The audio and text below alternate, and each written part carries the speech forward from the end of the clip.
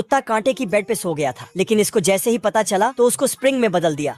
Technology. इस कुत्ते ने गजब का गाड़ी बनाया है। सोए हुए कुत्ते के सामने बिल्ली रख देता है और कुत्ते को चिढ़ा देता है। फिर गाड़ी अपने आप चलने लगता है। फिर जूते से गाड़ी बनाया, बस जूता पहना और चलने लगा। लेकिन इसमें कोई ब्रेक नहीं था, इसलिए खत्म। और इधर ये बच्चे लोग ने भी झूलने वाला गाड़ी बना दिया है। टेक्नोलॉजी। इस औरत ने तो रस्सी से कूदने वाला गाड़ी बना दिया है और इस कुत्ते ने तो हॉकी से ही गाड़ी बना डाला है। बड़े खतरनाक लोग हैं। गाड़ी रुकते ही एक झोरका मारा और सीधा ऑफिस पहुंच गया। अच्छा। और गाड़ी को पार्क किस तरह करता है? इस इलाके में एक ही आदमी पावरफुल है।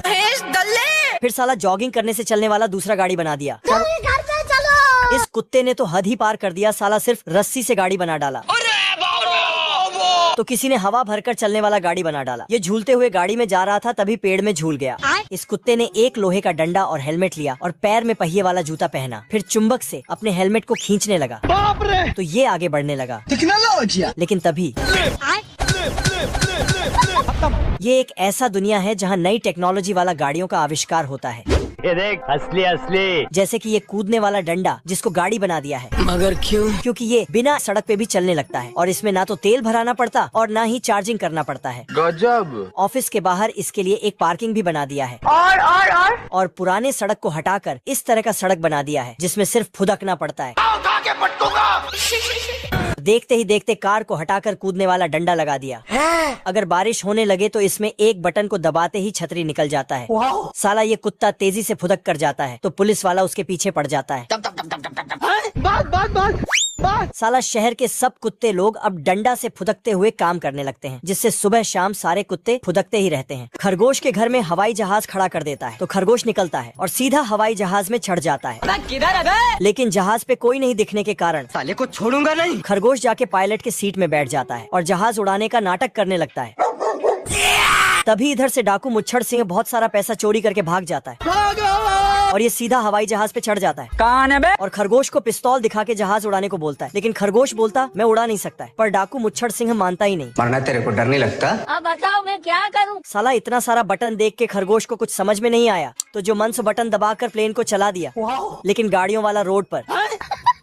तभी एक बिल्डिंग सामने आता है तो मुच्छड़ सिंह साला खरगोश हवाई जहाज को चांद की तरफ ले गया और अचानक नीचे की तरफ मोड़ दिया। तो डाकू मुच्छड़ सिंह खरगोश के पास आता है। ऐसा मत करो मेरी जान। खरगोश जहाज उड़ाने का किताब पढ़ रहा था। बाप रे। मुच्छड़ सिंह देखता है कि जहाज जमीन से टकराने वाला है, पर खरगोश जहाज उड़ाने का किताब पढ़ने में बिजी था तो उस पे पिस्तौल सटा दिया। खरगोश पड़े हुए चीज को याद कर रहा था, पर मुच्छड़ सिंह देखता है कि जहाज जमीन में गिरने वाला है तो बोलता है अब तो रोक ले, लेकिन खरगोश बोलता अबे याद तो होने दे तब ना रोकेंगे। और खरगोश गाजर चबाने में लग गया और मुच्छड़ सिंह गेंद खेलने में लग गया। बाप रे। फिर मुच्छड़ सिंह नीचे देख के आता है और खरगोश से हाथ जोड़कर जहाज रोकने को बोलता है। मैं तुम्हारे बाप का नौकर नहीं। लेकिन खरगोश मना कर देता है। नहीं। पर दूसरे तरफ मोड़ लिया। हाँ भाई सुन ना, सामान लेके पहुँच और बंदे लोग को भी कॉल कर दे। और खरगोश वहाँ से चला जाता है। अरे रुक जा। तो मुच्छड़ सिंह पिस्तौल लेके खरगोश को बोलता है जा जहाज उड़ा। तो खरगोश बोलता खुद ही उड़ा ले और किताब नीचे फेंक देता है। तो साला मुच्छड़ भी उसके पीछे चला जाता है। बाप रे। फिर वापस आता है लेकिन दूसरे साइड से निकल जाता है। पर फिर वापस आके खरगोश को पिस्तौल दिखाता। अब तू गया बेटा। तो इसको लो भैया। साला फिर से वापस आ जाता है। इस बार जहाज की रोकने बोला तो खरगोश हैंडल उठा के बाहर फेंक देता है।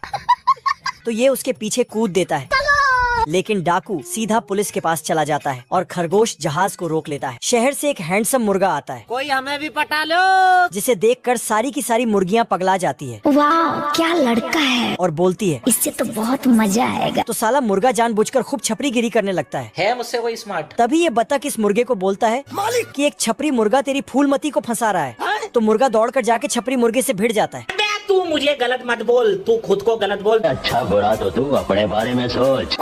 लेकिन इसको फिर बतख जाता है। उठा के पटकूंगा। तो इसको भी। कुत्ते। मुर्गा और बतख जाके एक धमाकेदार प्लान बनाता है। बतख को बोलता है तुम ये लोमड़े का कॉस्ट्यूम पहनकर मुर्गियों को पकड़ना और मैं सबको बचा लूंगा, फिर फूलमती मेरी हो जाएगी। लेकिन छपरी मुर्गा सब सुन लेता है। बवाल चीज है बे। फिर बतख लोमड़े का कॉस्ट्यूम पहनता है, पर इधर एक असली लोमड़े से मुलाकात हो जाता है। लो भैया। बतख सारा का सारा प्लान लोमड़े को बता देता है, लेकिन इस प्लान में लोमड़ समाज को कुछ फायदा न दिखने के कारण बतख को उठा के पटक कर बिना साबुन के धो देता है। ये मुर्गा बहुत टेंशन में था, मगर क्यों? क्योंकि इसका फूलमती एक छपरी मुर्गे के प्यार में पड़ गई थी। साले को छोड़ूंगा नहीं। तभी इधर से असली लोमड़ा आता है, लेकिन मुर्गे को लगता है ये बतख है, तू समझा? इसलिए प्लान के अनुसार इसको मुर्गी पकड़ने भेज देता है। साला लोमड़ा सभी मुर्गियों को झोला में भरने लगता है और फिर मुर्गा आके डायलॉग मारने लगता है। अब देख तू। फिर लोमड़े से जाके भिड़ जाता है, कौन है बे तू? उठा उठा के पटकूंगा। लेकिन लोमड़ा असली था, इसीलिए इसको। बाप रे। और दोनों में फाइट शुरू हो जाता है। मेरा मुंह से निकल गई, मेरी जबान टूट गई। तो फिर से धो डालता है। छपरी मुर्गा को लगता है कि ये कोई नाटक चल रहा है, फिर ये भी लोमड़े से भिड़ जाता है। अब तू गया देख, तेरी औकात मैं दिखाता हूँ तुझे।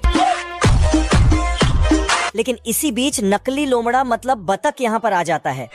तू मेरा वो दोस्त है मेरे भाई। अरे दादा रे। साला छपरी मुर्गा का सारा छपरीगिरी निकल जाता है। फिर लोमड़ा मुर्गे के पीछे पड़ गया। तभी दूसरा मुर्गा यहाँ पहुँचता है और अपने प्लान को अंजाम देता है। खत्म। फिर तो फूलमती के साथ साथ सभी मुर्गियाँ इसके दीवाने हो जाते हैं।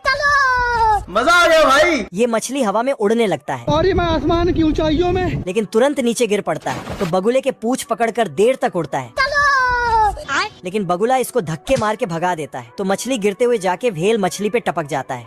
तभी व्हेल मछली अपना मोटर चालू कर देता है। बाप रे। फिर अपने दम पर उड़ने लगता है, लेकिन दो पक्षी इसको उड़ते हुए देख लेता है तो इनका हालत खराब हो जाता है ओ भाई ये क्या है? और डर के मारे बादल में घुस जाता है।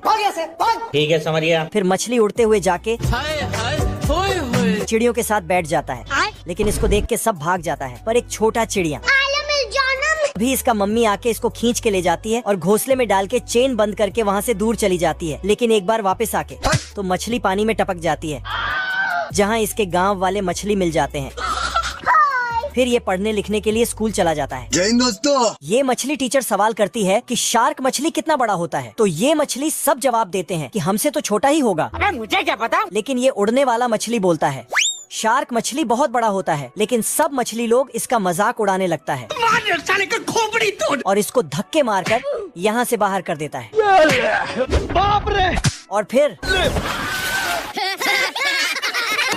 मछली को बहुत गुस्सा आया। तभी एक पेलिकन जाल लेकर आता है और मछलियों को पकड़कर खाने लगता है ओह शिट। और मछलियों के टीचर को भी पकड़ लेता है। तो ये मछली अबे तू है कौन तू? बाप रे। उड़ने वाला मछली इस पेलिकन को घुमा घुमा कर मारता है। लेकिन तभी पेलिकन का पूरा झुंड मछली पर हमला कर देता है। सिस्टम पार देंगे। पर मछली बहुत चालाक था। साला सब पेलिकन एक दूसरे के मुंह में घुस जाता है और आखिरी वाला तो पानी में टपक जाता है। फिर मछली उड़ते हुए जाके अपने सभी मछली दोस्तों को पेलिकन के मुंह से बाहर करता है और पेलिकन को अरे दादा रे। उसके बाद इसको मेडल मिलता है और ये सभी मछलियों को उड़ना सिखा देता है।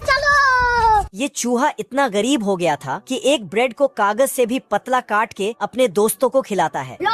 नहीं, हम लोगों ने गरीबी देखी है। और एक बीज को बहुत सारे टुकड़े करता है। अरे दादा रे। इतना पतला ब्रेड देखकर ये बतख पगला जाता है और भूख को मिटाने के लिए प्लेट ही खाने लगता है। तो इसका दोस्त इसे रोकता है। अरे रुक जा के नागमणि ले। ठीक है समझिया। लेकिन ये साला बाहर जाके गधे का पूंछ चबाने लगता है। बताओ मैं क्या करूं? कुत्ता और बतख खाना खाना खेल रहे थे। तभी चूहा बतख को खुश करने के लिए बाजार से एक गिफ्ट लाता है। ये देख असली असली। साले तू। लेकिन बतख उसको फेंक देता है, जिसमें कुछ जादुई बीज थे। Oh shit. रात होते ही उस जादुई बीज से बहुत बड़ा पौधा निकलने लगा। सिस्टम पार देंगे। पौधा इतना बड़ा निकला कि इनका घर ऊपर आसमान में ले जाता है। बाप रे। तीनों ऊपर पहुंचते ही खुशी से नाचने लगते हैं।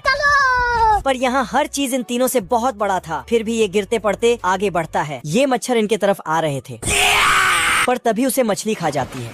बाप रे। इधर उधर भागते भागते एक बड़े से सीढ़ी से टकरा जाता है। ओ भाई ये क्या है? तो बतख, चूहा और कुत्ता तीनों एक दूसरे के मदद करते हुए एक बड़े से घर के अंदर घुसता है, जहाँ बहुत सारे अच्छे अच्छे खाना रखा था।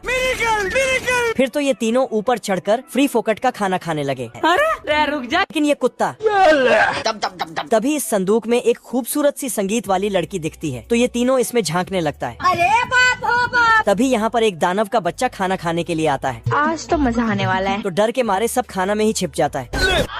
अबे किधर है बे? साला चूहा तो ब्रेड के अंदर से निकलता है, जिससे दानव उसे देख लेता है। बात। तो सबको पकड़ पकड़ के संदूक में डाल देता है। लेकिन चूहा बच जाता है। अरे नहीं भाई। फिर दानव ने संदूक में ताला लगाकर चाबी खाने की कोशिश की, ना ना ना ना। लेकिन फिर उसे जेब में रख दिया और संगीत सुनने लगा।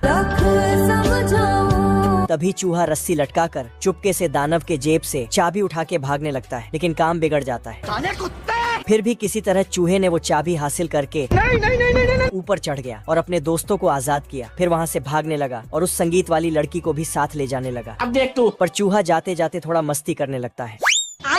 मस्ती करते करते चूहा वहाँ से भागकर उस जादुई पौधे से नीचे भागने लगता है। साले तू। पर दानव इनके पीछे बिना नहा धो के पड़ जाता है। तभी नीचे से कुत्ता और बतख जादुई पौधे को काटने लगता है और काट के गिरा देता है। तो दानव का बच्चा नीचे टपक जाता है। फिर पूरे शहर में चूहे और उनके दोस्तों को ढूंढने लगता है। अबे किधर है बे?